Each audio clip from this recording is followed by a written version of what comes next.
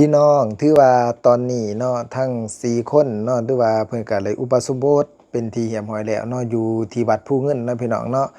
อยู่ที่วัดภูเงินแขวงไสสมบูรณ์นั่นเองเนาะบ่าวไสก็อนุโมทนาบุญนำหลายๆถือว่าเพิ่นได้เฮ็ดตามความตั้งใจเนาะตามจุดประสงค์ของเพิ่นได้อธิษฐานไว้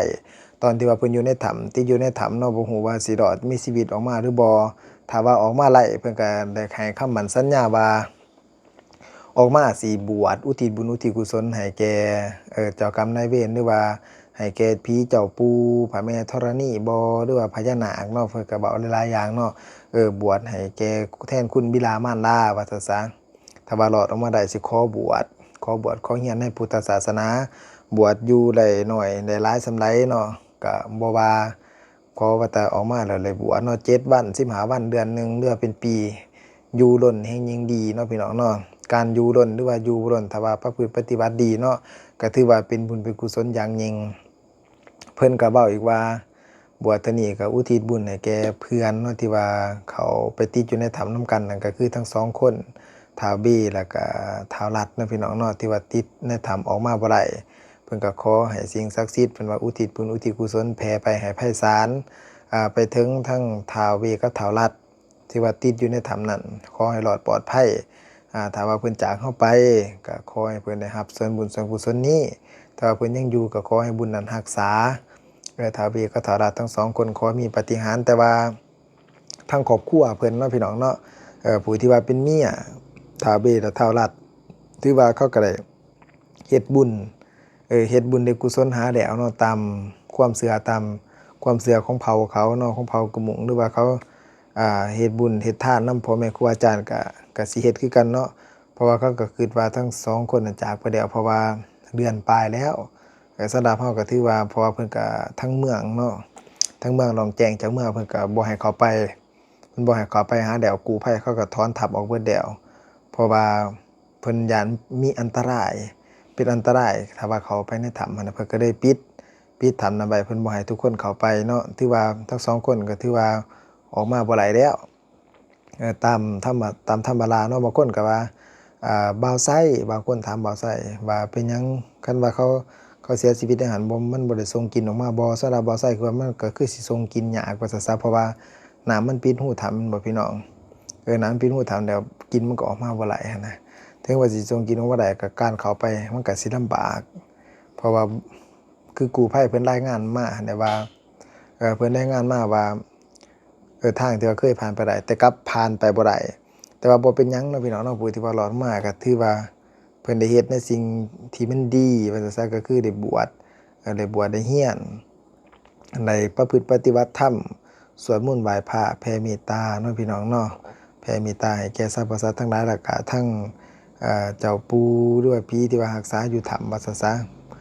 บ่ว่าสิเป็นปู่หรือว่าเป็นผู้ใดก็ตามเนาะพี่น้องเนาะตามแต่ว่าเพิ่นฝันเห็นว่าซั่นซะ เพราะว่าหลายๆคนที่ว่าไปติดอยู่ในถ้ำ4คนมันก็ฝันแปลกประหลาดต่างฝันเป็นตาย้านว่าซั่นซะเพราะว่าเขาก็บอกว่าเขาสิเอาทั้ง2คนตามความฝันของท้าวอิ้งว่าซั่นซะเขาจะเอาทั้ง2คนนั้นอยู่นำแต่ว่าเพิ่นก็บ่ฮู้ว่าสิเป็นไผเนาะสุดท้ายก็แม่นเป็นทั้งน่าสิเป็นทั้ง2คนที่ว่าติดอยู่ในถ้ำหั้นเพิ่นออกมาได้เพิ่นก็แน่นอนว่าเวลาเพิ่นสวดมนต์ไหว้พระหรือว่าเพิ่นบวชแล้วเพิ่นก็ต้องอุทิศบุญให้แก่อ่า ดวงวิญญาณที่เพิ่นฝันเห็นว่าซั่นซะคันสิว่าเป็นผีก็สิมันก็แม่นคือกันเนาะพี่น้องเนาะเอิ้นว่าลูกค้าเทวราชก็ว่าหลายเนาะแต่ว่าภาษาบ้านเฮาเอิ้นว่าผีเนาะแต่ว่าลูกค้าเทวราชก็สิมีสัมมาทิฏฐิเนาะผู้ที่ว่ามีความเห็นที่ชอบธรรมว่าซั่นมีศีลมีธรรมบางผีน่ะคือกับคนเฮานี่แหละมีคนดีคนชั่วผีก็คือกันเนาะผีดีผีชั่วก็มีคือกันในมิจฉาทิฏฐิน่ะเป็นคนที่ว่า หวงมีความโลภมีหวงทรัพย์สมบัติของเจ้าของผู้ใดที่มักไปเอาทรัพย์สมบัติของเขาเขาก็สิมานำเอาว่าซั่นซะเขาก็สิบ่ยอมแต่ว่าพวกมิจฉาทิฏฐินะที่ว่ามีความยึดติดในความโลภความโกรธความหลงอยู่หั้นนะอยากได้มาเป็นของเจ้าของว่าซั่นซะแต่ว่าถือว่าเพิ่นก็บวชอยู่ที่วัดภูเงินเนาะพี่น้องเนาะวัดภูเงินก็คือเมืองไสแขวงไสสมบูรณ์เนาะเมืองอนุวงศ์ว่าซั่นซะ อันนี้ถือว่าทั้ง4คนเพิ่นก็ได้บวชเป็นสามเณรสิมีทั้งจั่วค่ำเนาะพี่น้องเนาะเว้าเป็นภาษาลาวเฮาจั่วค่ำหรือว่าสามเณรค่ำแล้วก็สามเณรแล่นสามเณรอิ้งสามเณรอีเนาะทั้ง4คนนี้เพิ่นก็เลยได้บวชเด้อพี่น้องเนาะ เพิ่นก็ได้บวชได้อะไรอุทิศบุญอะไรสละจากการครองเรือนเนาะพี่น้องเนาะไปสู่เพศบรรพชิตเนาะอยู่น้อยอยู่อย่างสันโดษว่าซะกินน้อยสันน้อยประพฤติปฏิบัติธรรมหลายก็คือนอนน้อยตื่นหลายว่าซะสำหรับชีวิตของพระภิกษุแต่ว่าบ่าวไส้เห็นเพิ่นก็ถือว่าหน้าตาผ่องใสเนาะถือว่าหลายชีวิตใหม่ออกมาจากถ้ำแล้วก็เปรียบเสมือนได้เกิดใหม่ได้เกิดใหม่ก็คือได้เกิดเป็นลูกของพระพุทธเจ้าได้เกิดในทางพุทธศาสนาถือว่าเกิดใหม่เนาะเป็นคนใหม่บ่าวไส้ก็ดีใจนำหลายๆขอให้บุญกุศลเหล่านี้เนาะพี่น้องเนาะปกป้องคุ้มครองเบิดทุกๆคนเนาะพี่น้องขอให้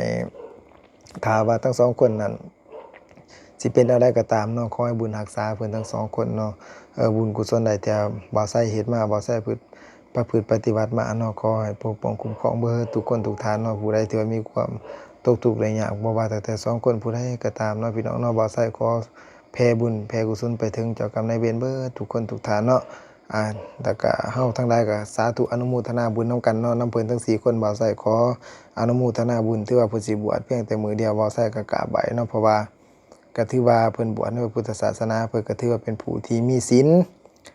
ประพฤติปฏิบัติธรรมว่าซะเพิ่นได้เปล่งวาจาเนาะอยู่ในห่มเงาของผากาสาวพัดบ่าวไส้ก็ยกใส่เก้าเท้าใส่หัวเนาะกราบด้วยความนอบน้อมสาธุบ่าวไส้สาธุบุญนำหลายๆเด้อพี่น้อง